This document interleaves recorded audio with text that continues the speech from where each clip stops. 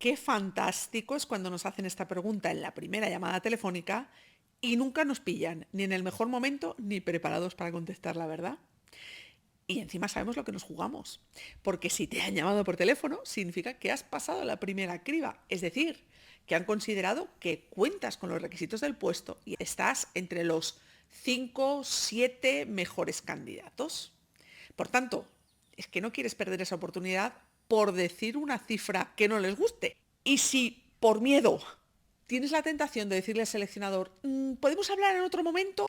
Resiste la tentación, porque ese seleccionador va a colgar el teléfono y va a llamar al siguiente candidato. Y en cuanto tenga otros 4 o 5 que le cuadren para entrevistar, no te va a volver a llamar. Por tanto, lo mejor es estar preparado porque tienes que contestar esa pregunta. O sea que vamos a por ello. Lo primero es que no vas a dar una cifra exacta, porque en este punto no sabes nada de las condiciones del puesto. Y oye, al final un salario es mucho más que la nómina a final de mes. Por tanto, conseguir dar en el clavo con una cifra concreta es muy difícil, eso ya lo sabes. Pero te puedes quedar corto o te puede pasar de frenada y entonces quedarte fuera.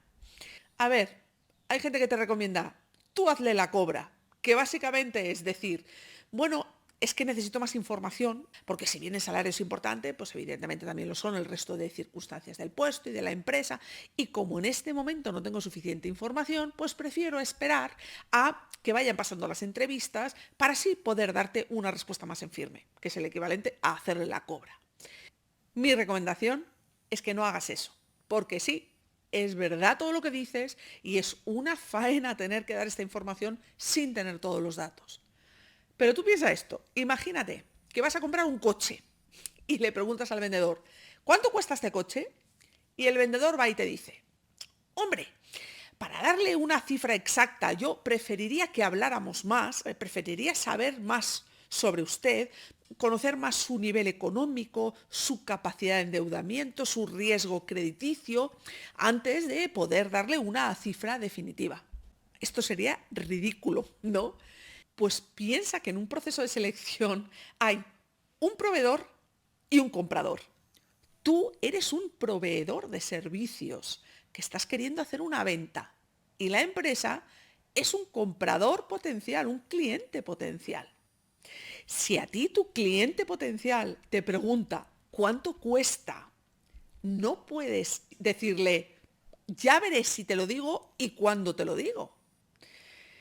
Lo que vas a poder decir es, el precio final va a depender de algunas variables que aún no tengo, pero el rango en el que me muevo está entre X e Y.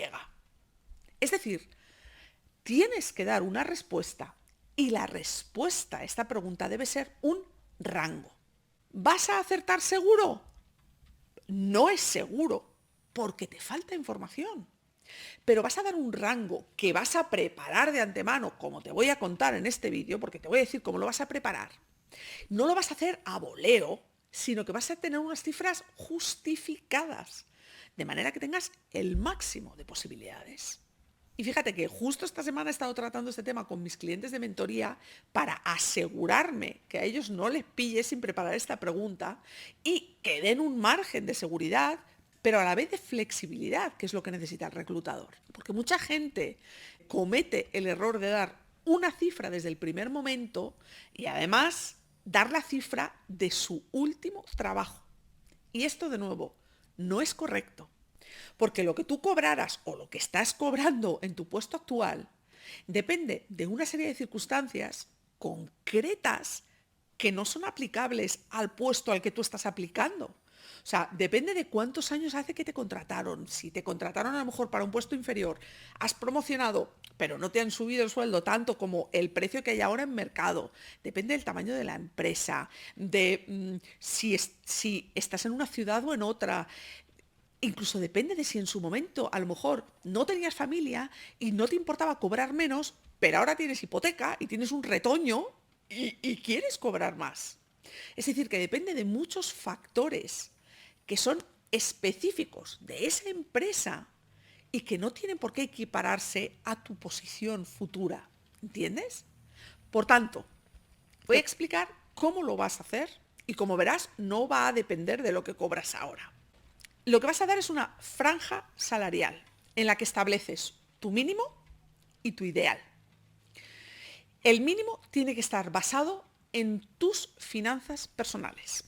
Calcula el dinero que necesitas al mes para pagar tus facturas y súmale un porcentaje para posibles extras, porque lo que no puedes hacer es quedarte en tal mínimo que en cuanto un mes tengas que costear algo más, te suponga a ti un problema financiero. Entonces, ¿cuánto necesitas para pagar tus facturas por el nivel de vida que tienes ahora mismo? Más un porcentaje, y ese es tu mínimo infranqueable. Una vez que tienes ese mínimo, lo que tienes que hacer es un estudio de las franjas salariales en el mercado para tu puesto y en el sector en el que quieres trabajar, en la plaza en la que quieres trabajar y en el tamaño de empresa en el que quieres trabajar, porque es que, evidentemente, varían los salarios en base a estos factores. A ver, a priori no sabes si te van a llamar de una empresa de ese tamaño, pero la información de la que tienes que partir es del tipo de empresa, sector, etcétera, que buscas tú o en los que a ti te apetece trabajar. Mi recomendación es que no te limites a buscar por puestos, sino que trates de buscar esta información adicional porque, bueno, pues estas variables pueden ser muy relevantes a la hora de mover las franjas en un sentido o en otro. Con esta información de las franjas salariales, lo primero que vas a hacer es revisar tu mínimo si está por debajo del mínimo que se paga. En ese caso, subes tu mínimo hasta el mínimo del mercado. Y lo que vamos a hacer es establecer el ideal. La base, como su propio nombre indica, es el ideal que tú quieres cobrar. Ideal realista, no ideal utópico. Entonces, partiendo de ese ideal que tú quieres cobrar, el tope va a estar en el máximo de mercado. De nuevo, ese análisis que has hecho de franjas te va a servir para cuadrar el mínimo y el máximo, que es tu ideal.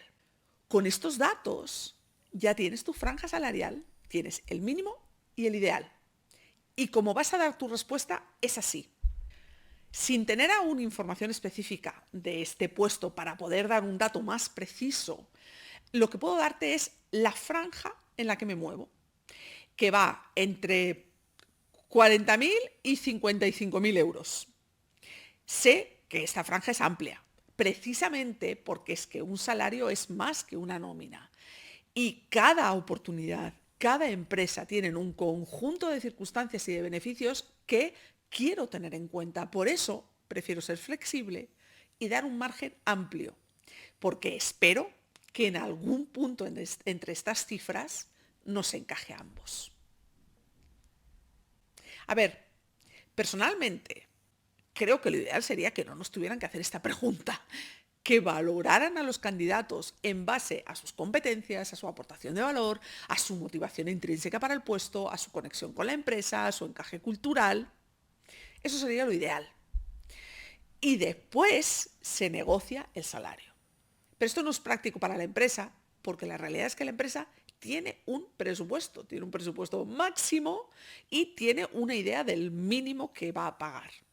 Igual que si tú fueras a buscar una casa para vivir, tienes un presupuesto. Lo que no vas a hacer es decir, voy a buscar en la zona que me gusta, los metros que quiero, los extras que quiero, y una vez que he encontrado la casa, una vez que me he enamorado de la casa, entonces pregunto el precio. Eso no es práctico, eso no es lógico. Entonces, es mejor entenderlo y tratar de gestionarlo lo más a nuestro favor posible. Bueno, pues espero que esto que te he contado en este vídeo te sirva y te ayude. De ser así, ya sabes, te agradeceré mucho si le das deditos para arriba, si le das un like, y hasta que nos volvamos a ver, por supuesto, fuerza y valor.